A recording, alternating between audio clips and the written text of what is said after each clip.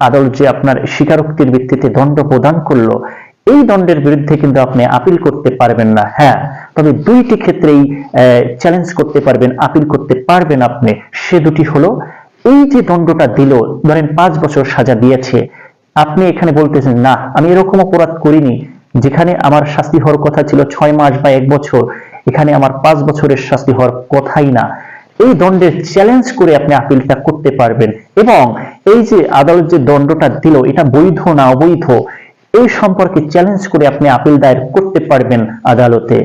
আর কোনো ক্ষেত্রে কিন্তু এই দণ্ড দেওয়ার বিরুদ্ধে কিন্তু আপিল করতে পারবেন না। এবং আপনার জন্য যে প্রতিকার রয়েছে, আপিল করতে পারবেন না ঠিক আছে, কিন্তু আপনি এখানে কিন্তু রিভিশন করতে পারবেন অবশ্যই।